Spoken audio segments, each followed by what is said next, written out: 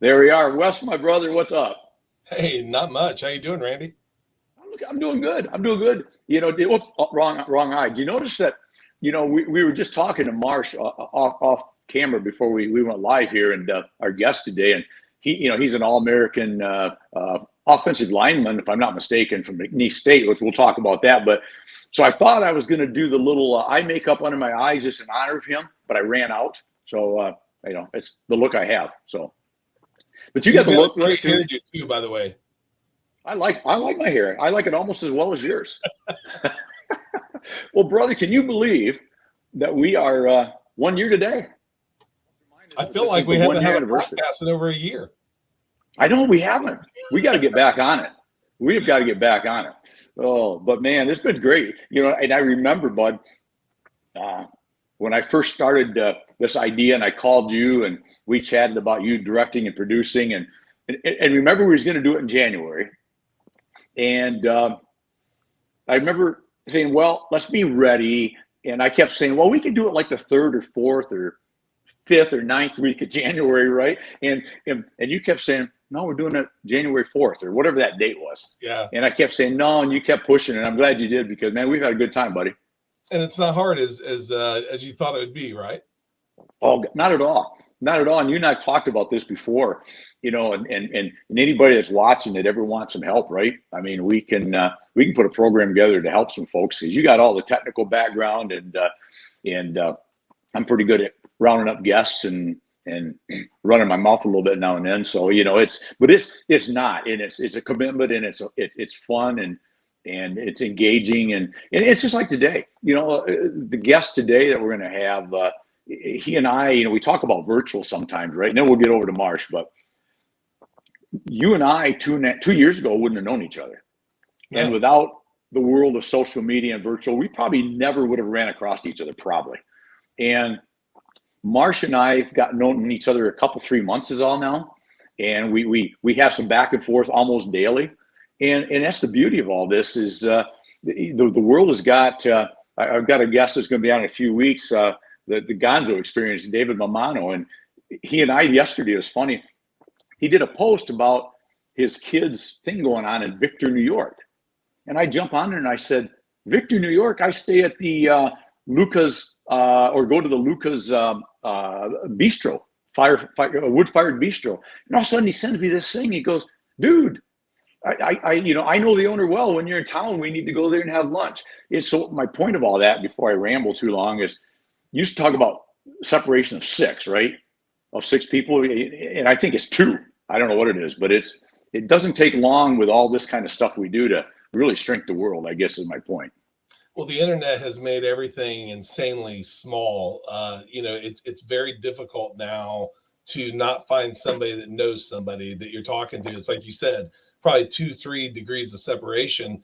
And just in this very, very small amount of time that we've been doing this, and this podcast, but being friends and the podcast, we have went from being kind of connected by Jeffrey Gittimer to being connected by people that were, friends with Jeffrey into a separate mastermind. That mastermind led to this. And from that mastermind, we got connected, and I think you're part of it as well, to Stork, which is part of Gary Vaynerchuk's VaynerMedia. So it's like you have the concept of you are the sum of the people you hang with. If we were out, playing pickup ball or something, or just screwing around with bar friends or something, the sphere of influence that we have would not be what it is, with the kind of guests. Because I got to tell you, Randy, you give me these kudos all the time, but the truth of the matter is you and our awesome guests make it easy. All I have to do is pop up a few things. So it's been a great year, and I can't wait until we do 10 more. Yes, we're going to do lots of stuff, big things coming up, more things. What I love about you, Wes, and then we'll get over to Marsh, but what I love about you, and thank you, is you make it easy, and there's no stupid idea. It may be stupid, but you don't tell me that, which thank you. But you're always going, yeah, we might be able to do that. Yeah, let's give that a shot. And I think we've both had that conversation with each other. Is don't ever feel free, Wes, to come to me, right? I've said this numerous times and say, I think we got to try this. What do you think? And it's just fun. So anyway, blessed to have you as a friend and a pal and a brother and a producer director and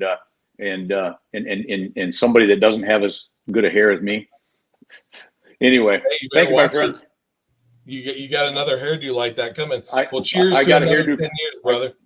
You too, my friend. Hey, folks, right. Don't go away. We're going to be right back in a minute.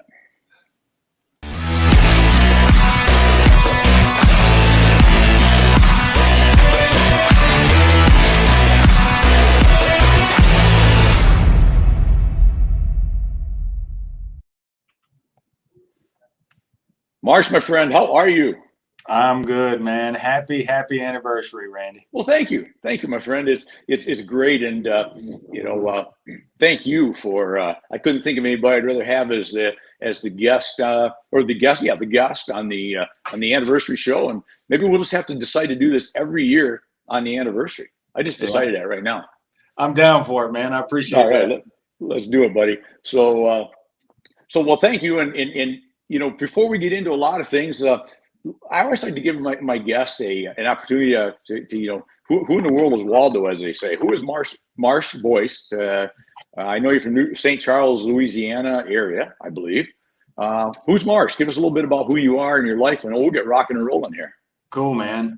So I've been in the car business for going on my 24th year.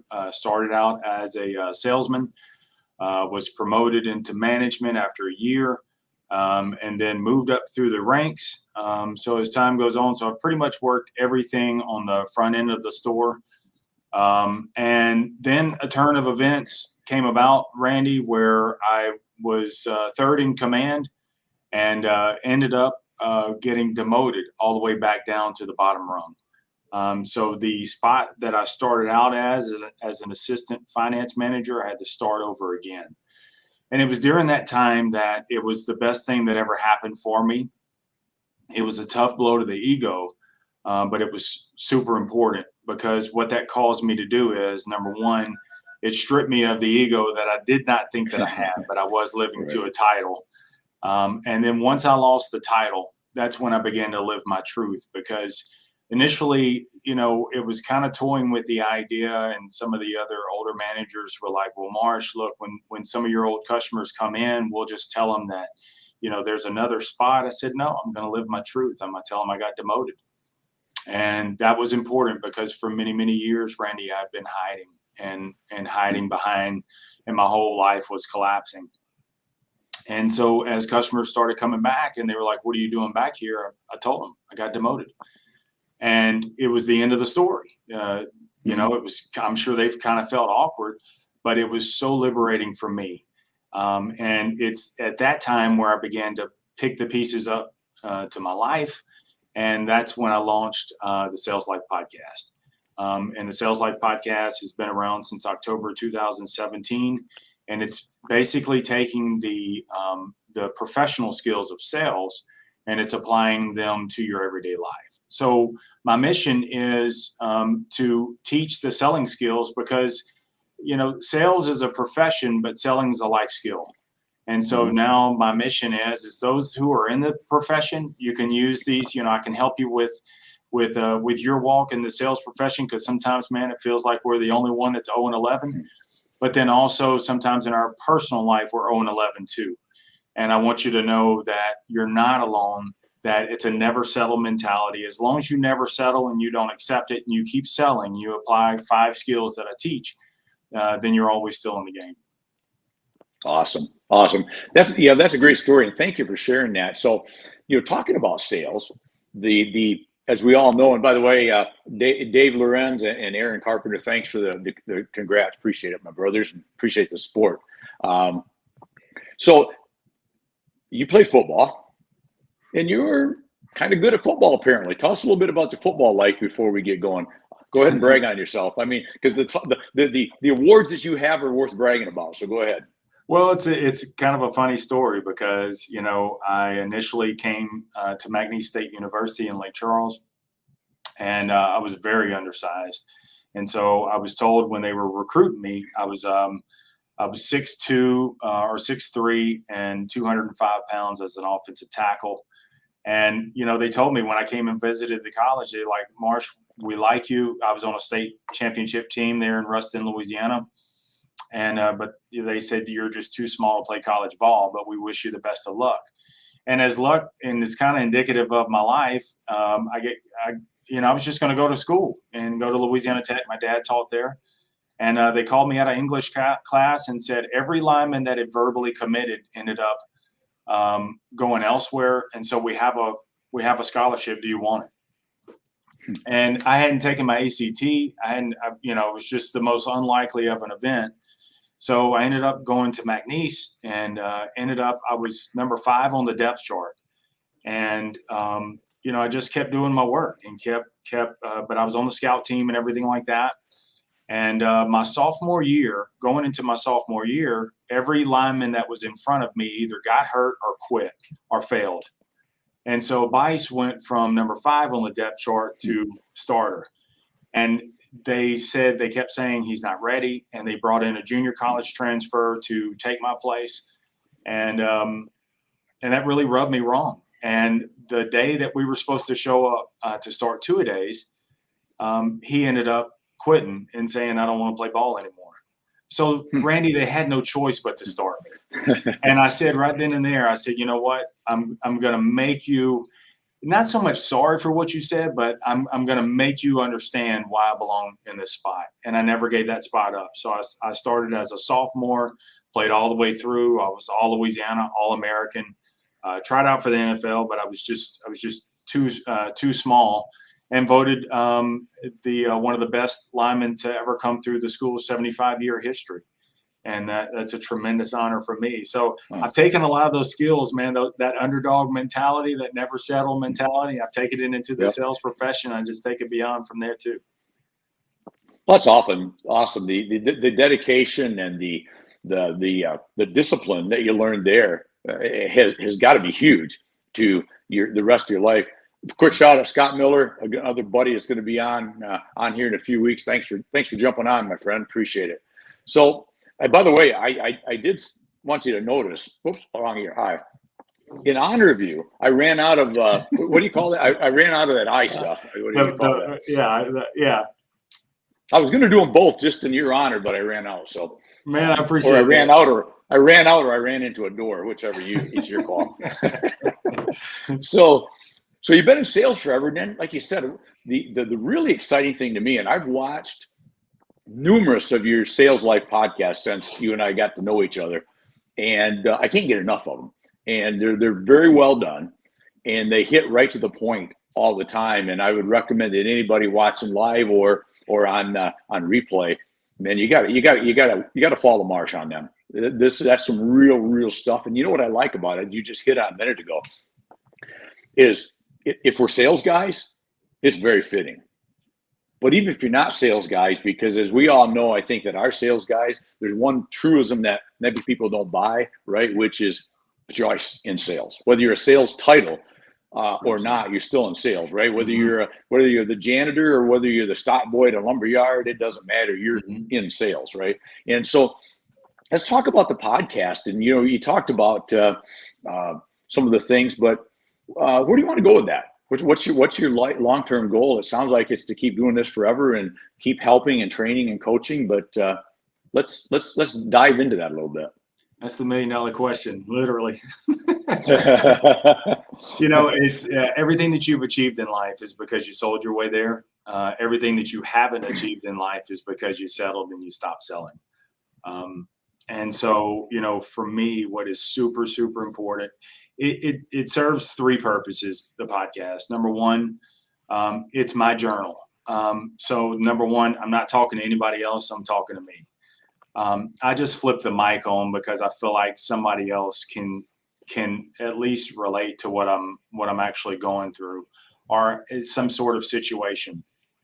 That's number one. Number two is those who are in the sales profession it gets very, very lonely. I mean, it's the reason why I call it the sales life, Randy, is because the sales profession is the only profession that I know of that so closely resembles life. One minute you're on top of the world, the next minute the world's rolling back on top of you.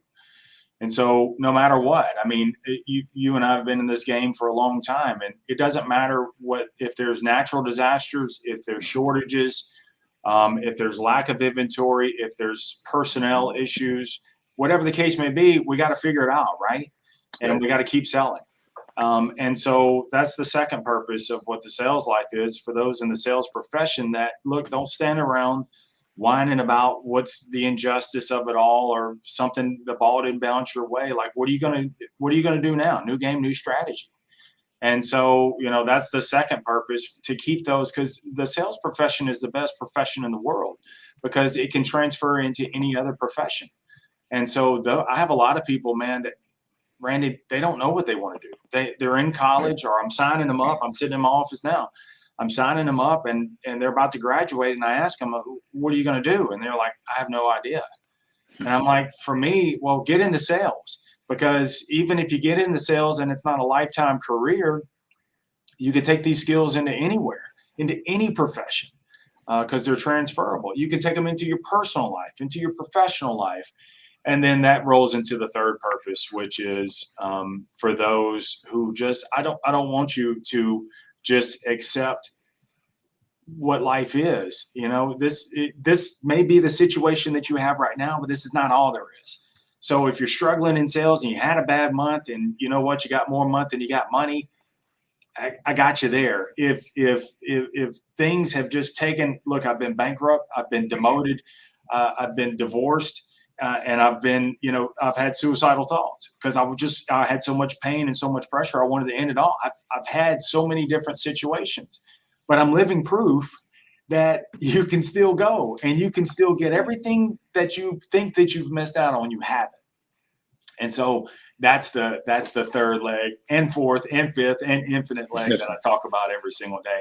So my message is, I really try to, there are some of the episodes that deal specifically with dealing with customers, blah, blah, blah. Those are probably 10% of the episodes.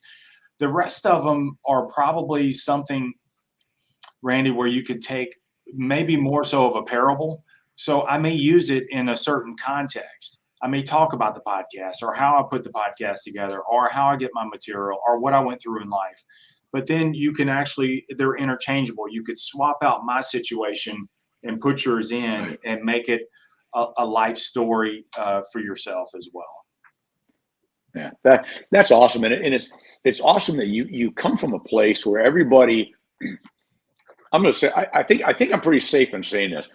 If everything's been perfect, I've never been down, I've never been beaten, I've never been kicked, I've never screwed up, et cetera, et cetera, et cetera. Yeah, you're lying, or you're one of the lucky 2 people out of the 7.8 billion, right? Yeah. Because that's not the case. So the key is that I really have taken from a lot of your shows, and I've been going back, catching up on some, and I've probably watched 25, 30, 40 of them now, and is that don't give up, just keep going, just keep plowing on. And like you said, that's just so right on in relationships, right on with in the sales game. It starts, like you said, it happens with everything we do is sales. It starts out, you take the young guy and the young girl, and you're sitting at the local pub, right? And you're 18, 19, well, now you have to be 21 mostly, but I'm old, so it was 18 when 18 to get in and 21 to drink back in the days, right? Okay, well, I've had the day when I could drink at 18, because I actually drank with several adults that I probably shouldn't have been, or they shouldn't have been. But anyway. Plus, you could buy cigarettes at the bowling alley through the little pull-out machine, exactly, right? Exactly. There's good things about being old, like one of them not absolutely, being dead. But, yeah. But you think about it. Are you not putting on the major sales hat when you see that young lady sitting down there and you go, gosh, she's beautiful. Yeah. Wow, I would love to date her, right? Y'all better put the sales hat on, right? Because if you don't, the next dude that's a better sales guy is going to be the one heading out the door to the next pub, and you're sitting there with your tonic and gin like the Harry Chapin song, right? Mm-hmm. And it wouldn't, and it's not even the most deserving of people. Actually, you may sit Right. there and think that, you know what, I deserve, I'm a better man for her than he is. Well, there's one thing that's separating you two is he pushed past his fear and you didn't. You fell back. And so, and that goes for anything, man. And that's why, the rejection and the resistance that we feel in this business, dude, let me tell you something. If you can push past that, then that's why I say you can take it into any area of your life, because we go to work to fail. It's the only profession where, there's no, we're surrounded by industries here. So there's no way, Randy, I could go to PPG and say, look, if you hire me, then I'm going to get it wrong. I'm not going to make it successful 80% of the time. I'm going to fail. They're really like, hell no, I'm not going to hire you. But that's the kind of people we need in the sales profession, where you actually, 7, 8 out of 10, sometimes 11 out of 10 times you're going to fail. But that's the only way that you ultimately succeed. Right. Yep. It's that old, be willing. And I always thought that was an interesting concept, because some people, I think, listen to it or take it wrong, but fail your way to success. I don't think what they're saying is, well, let's just keep being failures. They're just saying and I think you just struck on it, Marsh, is you got to be willing to just keep coming back and coming back and coming back. And you think about the sales profession, and you hit it a minute ago, it made me think about one of the only, if not only, sales professions where you can literally be top of the world today and bottom of the gutter tomorrow, or feel that way, right? Mm-hmm. And it can come that fast. So you can't get too high, you can't get too low. You got to celebrate the victories. And again, that probably comes back, I'm sure, to your football days, right? It's okay to celebrate that victory this evening, but y'all got to play another game next week, right? Yeah. And you know what? You can get blown off sides.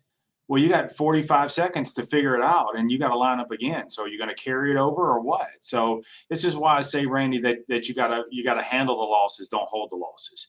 So you got to put some handles on that thing. And too many times we don't. We hold on to the losses. We hold on to the injustice or the BS or whatever. We hold that. Well, what happens? I hold this, then something else comes along. I hold this, something else comes along. I hold this, and before you know it, dude, you're on your back, because you're holding on to all these things. Versus if you put some handles on those losses, sometimes you're not responsible. Everything in your life was not your fault, but you're responsible for everything that happens from here. So what do you do from here? So when you get these situations, put some handles on those things, man, and strain what needs to be used, and the rest of it, man, put it aside and keep going, man. Failure is a state of mind. Failing is a process. And that's what people have to understand. And that's why I'm very careful on how sometimes in the podcast I'll word it. And I'm very careful. I try to use as much as I possibly can failing, because failing is exactly what I want you to do. I want you to go to work every single day to fail. But you're not going to be a failure if you're failing, because failing is the process. You learn, what can I use? The rest of it I discard because I'm putting handles on it. But the failure aspect of it, hell no. As long as I'm still in the game, I'll never settle, keep selling. There you go. Well, and something else you just hit on. Sometimes we all focus on what I need to do better, what I need to work on. I need to do this for a victory. I need to improve on this. But many times it's getting rid of those negative things and toss them away are as equally important, right? If not more important than developing this new positive habit. I talk a lot about habits and being habitual and setting up disciplines to be habitual. But all the things that I try to set up to do right, I've learned, and I'm still not very good at it, to be honest, because I think it's a hard thing to do, but I keep working on what are the things I can set aside and go, okay, quit doing that, because that is not important. It's not filling the purpose of what I'm trying to do. And that's a hard one to do, don't you think? Yeah, well, I mean, it goes back to Dr. Jason Selk's book, Relentless Solution Focus. And if you haven't read the book, I would tell you to read it. And one section that he talks about in that book is focus on the do-wells. And it's part of what he coaches a lot of professional athletes and Navy SEALs. And it's part of mental toughness is not just muscling through. Are you tougher than the next person? It's focusing on the do wells. And the do wells is what did you do well in this situation? So too many times, let me tell you something, man. If we talk to others the way that we talk to ourselves, we would have no friends. And we just beat ourselves up and we don't let ourselves off the mat. Look, the check's cash. Like, what you going to do from here? So focus on the do wells. Okay, I didn't handle this situation. I didn't handle this last customer right. I got all emotional and I blew up on the customer and really cost me. Okay, well, it's done. So what's the do well? Well, I didn't initially, when I first met the customer, he was very standoffish and I was able to get just a little bit further. So I got him from here. And so you got him all the way into the chair, whatever. I'm just role playing here. Right. But it's doing those kind of different things. And so even if it all blows up, I got him from way out there. I got him here. Okay. And this is where it came apart. Okay. So sit there and this is what I did well. And then the rest of it, man, just then reapply it and get back in the game from there, man.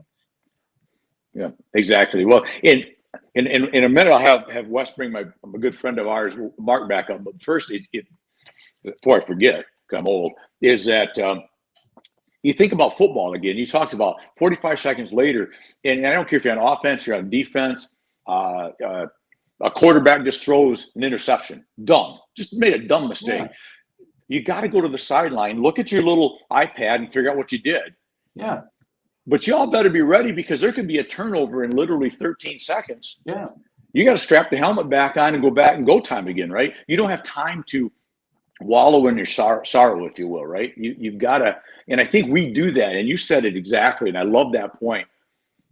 If I think about how irritated I get with myself sometimes, and I'm probably a positive thinker as I like to think I am anyways, that you'll find, but boy, I'll just crank on myself sometimes because I get all irritated about something because I want it right. I want it perfect. I'm mad it's not.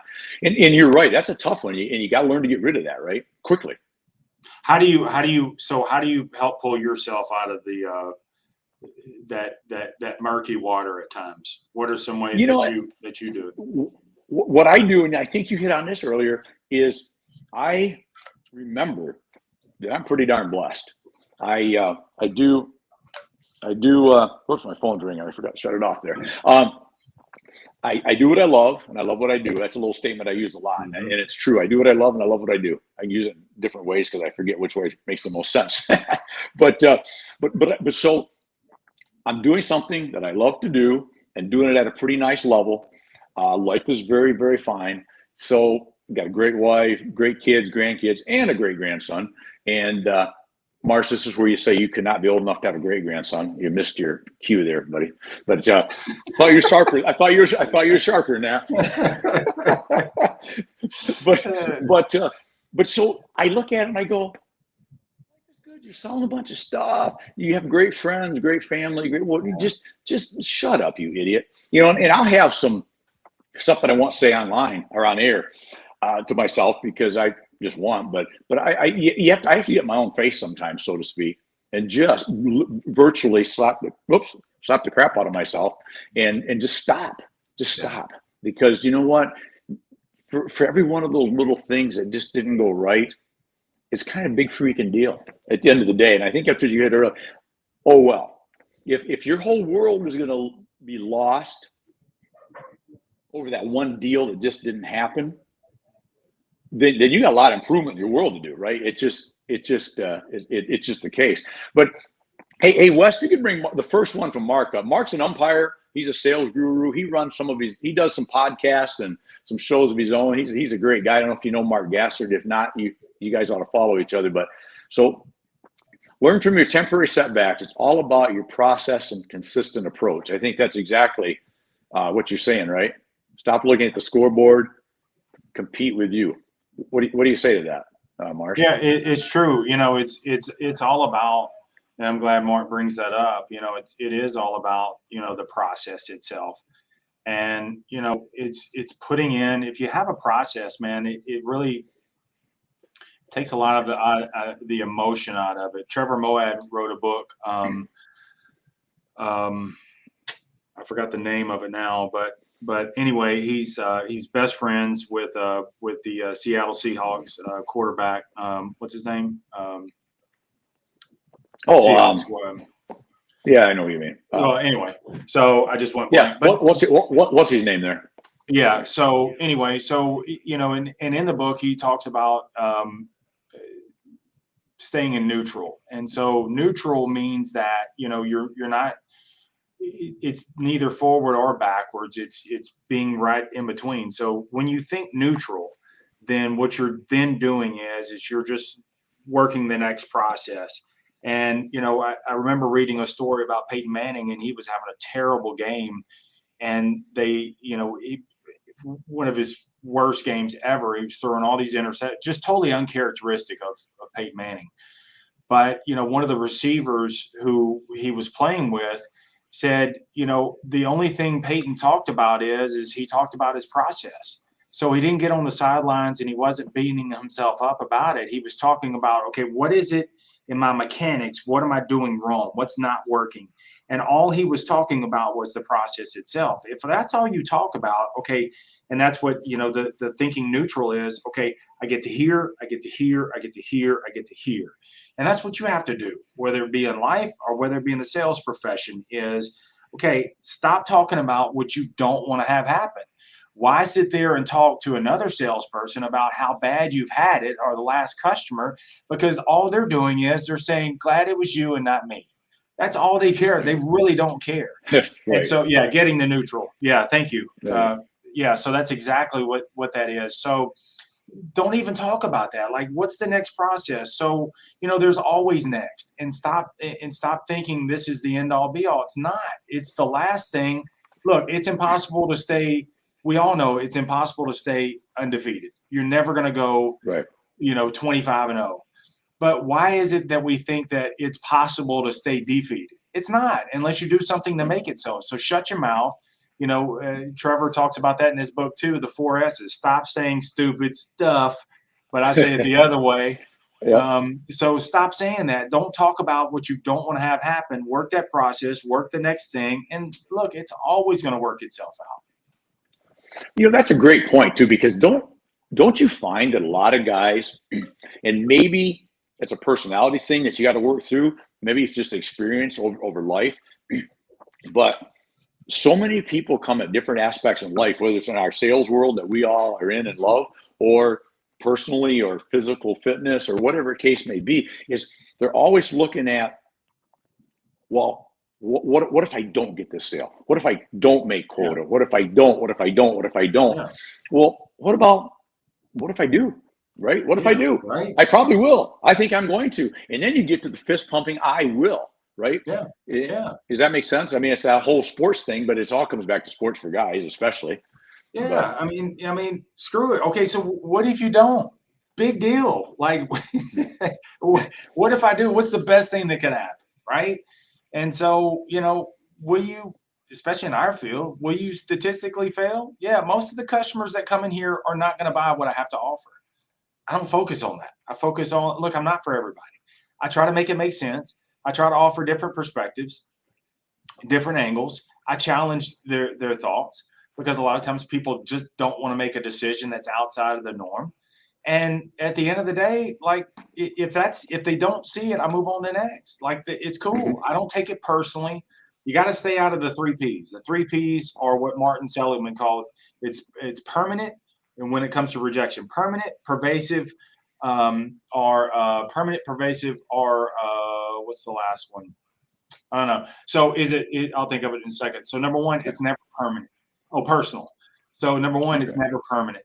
Number two is it's not pervasive, meaning that, okay, you had a bad day at work just because and the pipes burst at home. One doesn't have anything to do with the other. So don't sit there with the rejection or things aren't going your way. Don't let it bleed on to the next thing. Keep it isolated, go to next. And then it's not personal. Stay out of that, man. It's not personal. You're getting a bad hand. Life's picking on you. So life's not picking on you. Sometimes life's calling you out. Like, what you going to do? And are you tough enough? And you got all the equipment. You got everything that you need. But sometimes, man, we got to go through these ruts, Randy, to where life's kind of kicking you out of the nest, I like to think. and we're slapping you around a little bit and saying, look, wake up. You're not as good as you think you are, and you need to get out of this comfort zone, and you need to get after it again. Let's go. Exactly. A buddy of mine that we work together, Aaron Carpenter, just popped up there, and I think he's so right. 85% of things people worry about never happen. Live the moment. And I think that's exactly right. We do cause so much worry in our head, like, oh, what if this guy doesn't buy? What if I don't? Well, he doesn't. Did you do your best? And kind of taken off on that, a thought that I have sometimes in the name of our show is building wins, right? I'm big into building wins.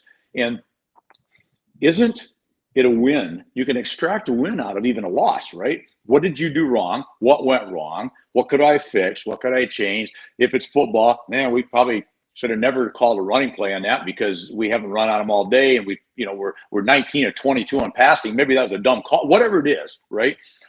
But you got to go on, right? Because, and I think the same thing in the sales world. You try to analyze, okay, this is what I screwed up. Man, I should have probably never done that. Okay, well, doesn't that just become a win then? Because you're going to take that with you to the next one. But as I think you said earlier, now you got to take that, throw that on that proverbial win pile, and move on. It's over. Move on. And we have to have a long memory and a short memory at the same time, right? You remember the things you need to remember. But boy, now, and again, going back to athletics and you playing at a high level, because you got beat on the defensive line and caused your quarterback to get sacked, y'all can't be thinking about that for more than about 3 seconds while you pound your helmet, right? Because you better get back on and protect him next time, right? So you got to have a short memory, right? And I think you do in sales too, right? Yeah. Well, it takes the number one, if I were to distill all of what you just said into one word, it takes ownership. You got to own it. Yep. And so if you sit there and lay the blame game on everything, then you're going to have a tough life, a very mediocre life, and you're going to be a victim all your life. But if you own your mess, if you just own your situation, whatever it is, then you can, like you said, like even like what you're saying with the losses. What do you learn? Here's what's great about when you lose. Number one, it causes you to have to. It hurts. So it causes you to have to kind of force and look at things. When you win, you think that you're kind of untouchable. So sometimes you need those losses. You need the yin and the yang. You need the losses to appreciate the wins, and you need the wins to push you through the losses. But when you lose, think about, okay, in one customer, how many experiences, Randy, do we have with that one customer? We may have 15, 20 different scenarios with that one situation, that one customer, that one account, that if you sat there and you analyzed all that, think of all the experience. I got 25 different kinds of experiences out of that one deal.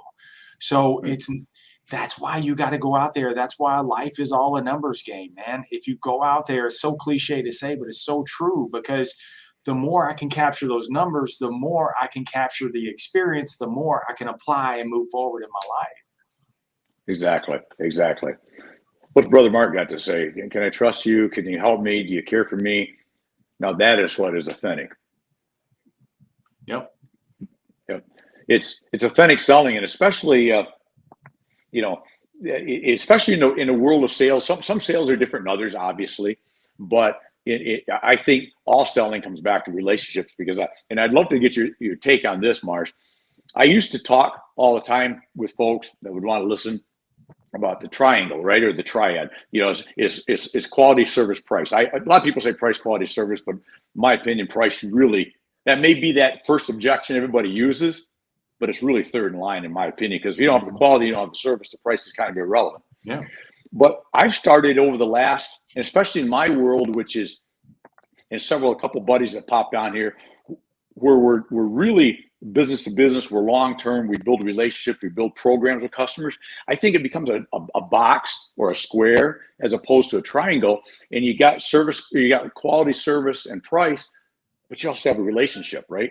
And sometimes I think that relationship becomes maybe number one on that list, because if we don't develop that first, we don't develop the trust. as Mark just said, that they trust you, they like you, they believe that I think Marsh is probably going to get me in the right car. Again, if they don't have that, they're all probably going to walk, because the car they want, they go somewhere else. The price doesn't really matter, because it's probably going to be somewhat fair. But boy, do I like this guy sitting in front of me? Do I trust him? Do you agree with that philosophy, or am I off base?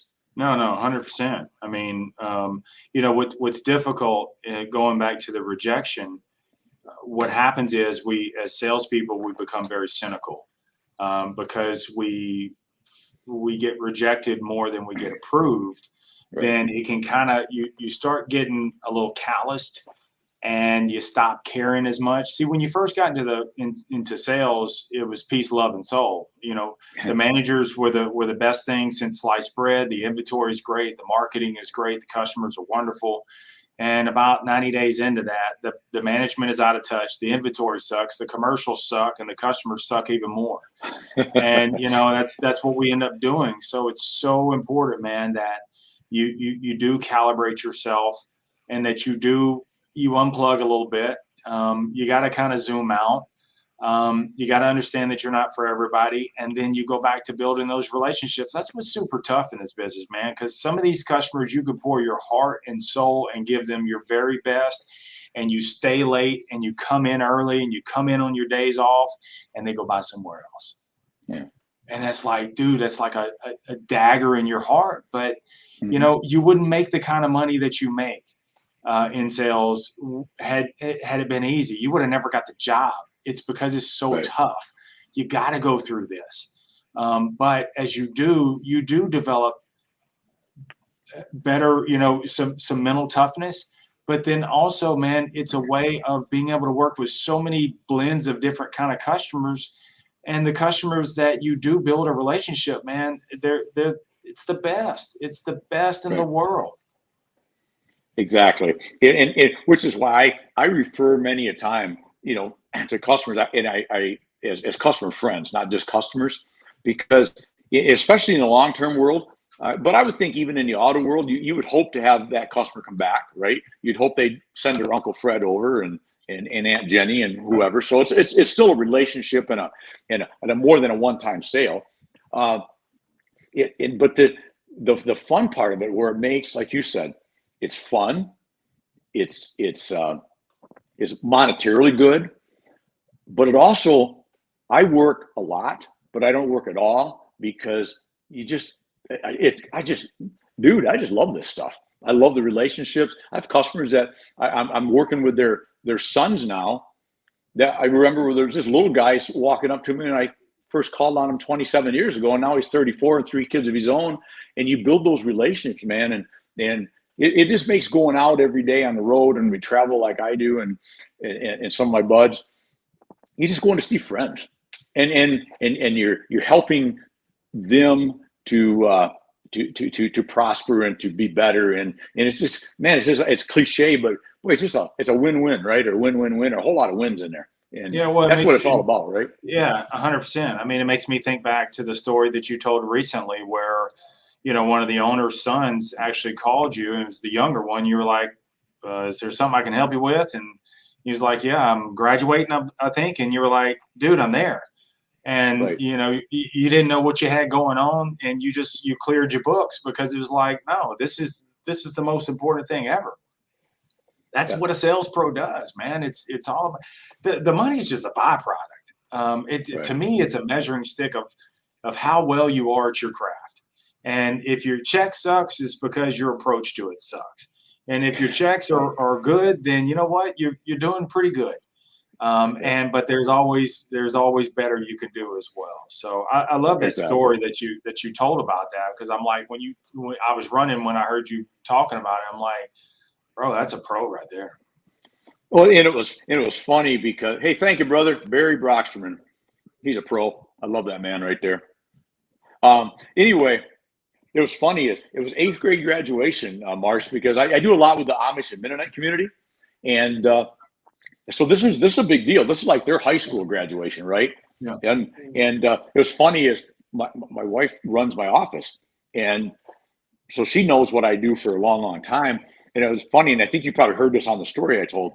It might have been with Brian Sexton, maybe, I think, when I was with, who's going to be on Building Wins here in a few weeks. But I remember she said to me when I hung up, she goes, "You didn't even look at your calendar." And I said, like you just said, because I don't need to. That I don't need to. Number one, nothing else I've got planned is that important. And if there's a customer that really doesn't get that, if I tell him that, then we're not as close a tight a customer salesman, customer friend, rep friend thing that I think we are, right? If I can't tell them that story and they go, "Dude, I get it. Well, you come in next week." So, but so as we wind down, because man, I knew we could probably talk for 4 hours. Give me the last 4 or 5 minutes, whatever you want. What haven't we talked about? I'm sure Wes is taking a nap, or he'd already popped up his. There it is, man. I was almost worried. I was almost the SAQ, baby. Yeah, buddy. So what's the SAQ today? What haven't I asked you today? What haven't we talked about? What are you going? When is this idiot gonna like shut up and ask me this? You know, I don't have any. You know, I'm an open book, and you know, it's just. I don't think you've left anything out there, and if it's something more in our conversation that someone wants to know more of, you can go right there to my website, marshbuice.com. I'm on all the socials, but there's actually a microphone in the bottom right-hand corner of the website, and that's a link from you to me. So you can leave me a message right there in the bottom corner. There it is. Look at that. Yeah, it comes directly to me, and just leave me a message or you know, email me. My email address is on there also. But you know, I don't live really with any preconceived notions or anything like that. You know, I wanted to get on here and number one, celebrate your 1 year anniversary, and then number two, man, just chop it up with a pro like you, man. It means a lot to me. Well, and I appreciate you, buddy. There's times that you meet people that you like, and there's people that you feel I can learn something, or there's some advantage to my knowing them. There's all those sort of things, but I got to be brutally honest with you, my friend. The first show I watched yours, and I don't even remember how we first connected. I forget, because if it was, you and I are so busy, so much going on. If it was 3 months ago, then there's 780,000 things that's happened, right? Yeah, but sure. The point is, we did, and I said, this guy right here is the real deal. And so I would highly recommend, again, to anybody watching on replay or right now still, follow Marsh. Man, I'll tell you what, he brings the heat every day, every week. I love your little videos that you do sometimes every day. Maybe it's 40 seconds or a minute and a half, 2 minutes, and it's always right point on. And there's never anything. I use the one of the mantras I use is 4+ decades in this business, which I have, and that's only because it sounds less than 40+ years, which Marsh very quickly will be 5+ decades. Man, now, of course, I started when I was 4, so just I was about to say, man, would you start on a negative number? Yeah, I started in the womb. You know, I mean, I talked about with Brian a few weeks ago about the story of my dad and how I started in sales and how he got me involved in learning from an early basis. So yeah, I probably learned from him early, like when I was a year. But well, listen, thank you. I truly appreciate everything. I appreciate your words, your friendship, your brotherhood, and you're the real deal, man. I appreciate it. I appreciate that, man, and so grateful for you guys, and look forward to us getting together, shaking hands, having a beer in person one day. You do it well. Hey, you know, I used to. St. Charles is Baton Rouge, but before Lafayette. Am I correct?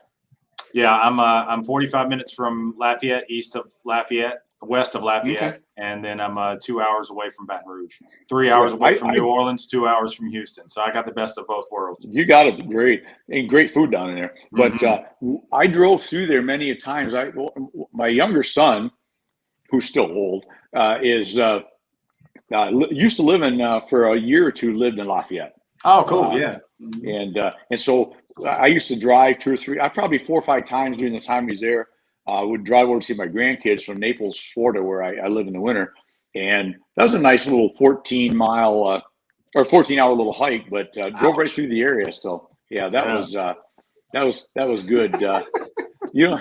You don't have a beard. Well, Wes and I one night. Do you have that picture, Wes? You and I in Lima, Ohio. I always call it Lima. It's actually Lima. Put Wes on the spot here, but we may have popped a. Yeah, there we are. We may have popped a glass or two of something that night. So, good times. It's all about, good times. Absolutely. It is, buddy. It is. Well, listen, thank you, my friend, and we'll chat with you real quick for a second when we jump off here. But I'll be probably with you in about a minute and a half. Sounds my friend, good. thank you. Y'all take care. Thank you. All right, bud. All right, folks. I knew you would love Marsh, and if you don't, I don't know what's wrong with you. You don't have a pulse. Go check yourself into a hospital. Hurry. Good stuff. I appreciate him being on, and we are going to rock and roll some great stuff going on into 2022. I'm blessed to have booked 2 more people today. We're booked into April now, I think, and always looking for some new folks. And I've thrown this out once or twice before, but if there's any guest or anybody would think they might be a good guest or want to be a guest or think they have something to bring to the table, love to chat. Next week, have a friend of my buddy, pal, brother, director, Wes Nyes, Brian Wagner. Brian is a keynote speaker. He's an author. He's a coach. He's a founder of Radical Vision. And his story is going to be pretty interesting because he found himself numerous years ago waking, and I might be slightly off on the story, but woke up one morning basically blind and pretty traumatic. And so he's going to talk a lot about that and what he went through and how he's overcome and what he's trying to do to help folks in that world as well as any other part of the world. So you'll enjoy Brian. That's next week, 3:00 Eastern time here on Building Wins Live. So until then, thank you. Remember this. I said it once today. Love what you do what you love. And also a little bit of off take of what my buddy Marsh just said a minute ago. Live it, love it, own it. Big time, big important. Let's go. It's go time. 2022 going to be the best. And as my friend Wes just popped up, who is that Randy guy? Make today your best day ever. Until tomorrow. Cheers, y'all, and thanks for being on as always.